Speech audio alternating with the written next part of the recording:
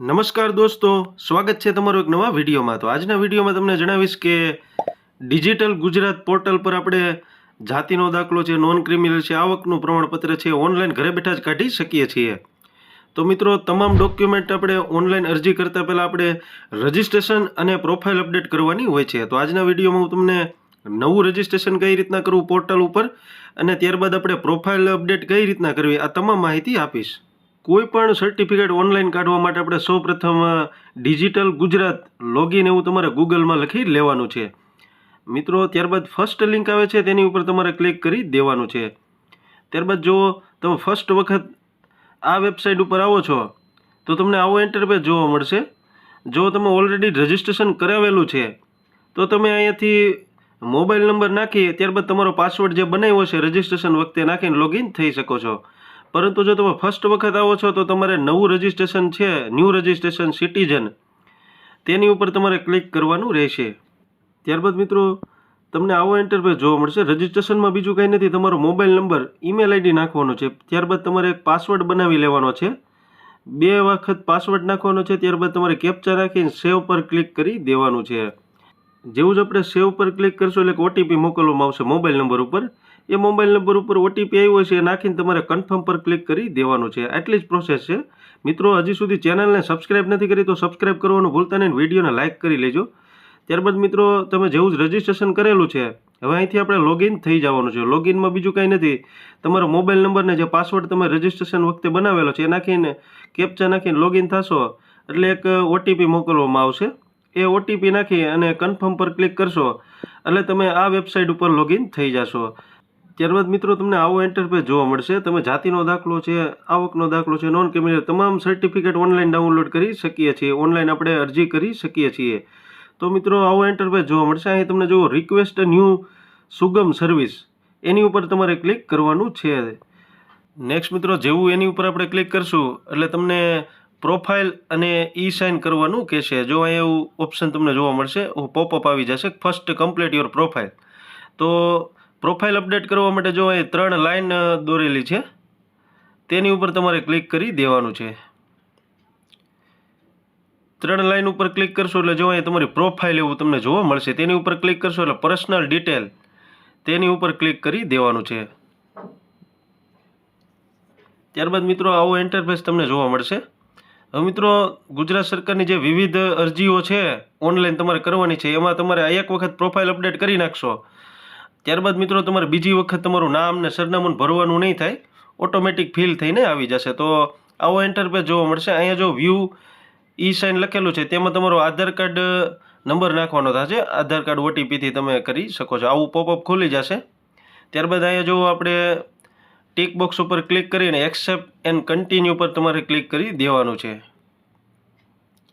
હવે મિત્રો નીચે જો આધાર કાર્ડ નંબર લખેલો છે એમાં આધાર કાર્ડ નંબર એન્ટર કરી દેવાનો છે તમારો અને ત્યારબાદ સેન્ડ ઓટીપી પર તમારે ક્લિક કરી દેવાનું છે.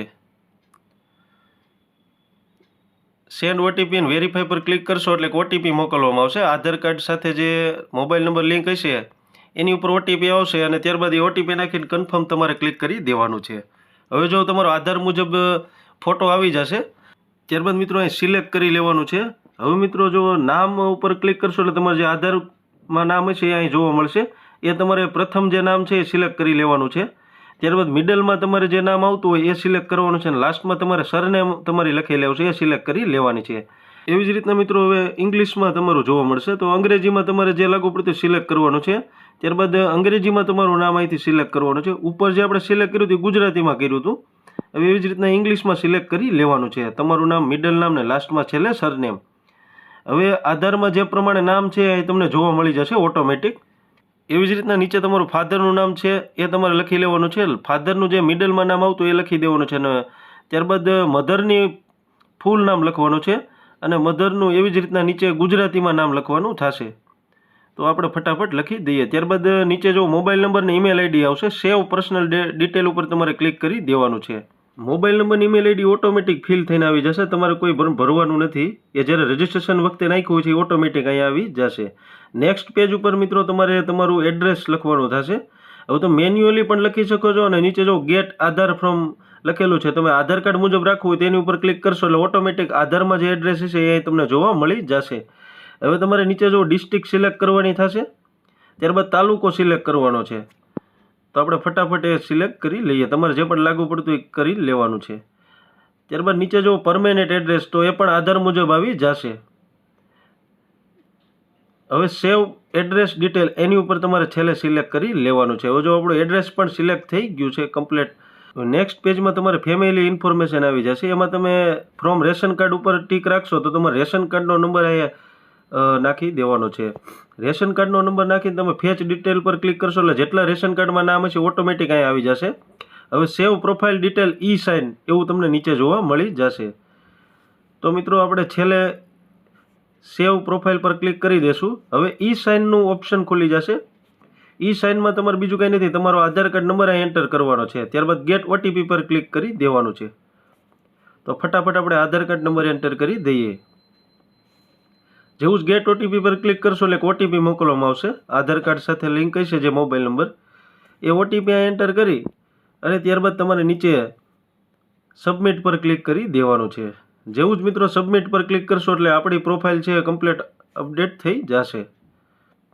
હવે મિત્રો જો આપણે વળી પાછું હોમ પેજ ઉપર આવી જવાનું છે.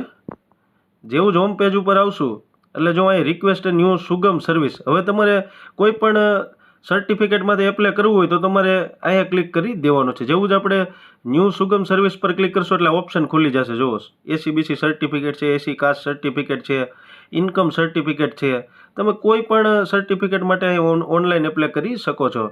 તો મિત્રો જાતિનો દાખલો કઈ રીતના કઢાવવો, આવકનો દાખલો કઈ રીતના કઢાવવો ઓનલાઈન ઘરે બેઠા આગળની શું પ્રોસેસ છે, આ તમામ માહિતી મેં આપેલી છે. વિડીયો અલગથી બનાવેલા છે, નીચે લિંક ડિસ્ક્રિપ્શનમાં આપી દીધી છે. તો ત્યાંથી તમે લિંક ઉપર ક્લિક કરી અને સંપૂર્ણ વિડીયો જોઈ શકો છો. તો મિત્રો વિડીયોને લાઇક કરી લેજો, ચેનલને સબસ્ક્રાઇબ નથી કરી તો સબસ્ક્રાઇબ કરી લેજો. Thank you for watching.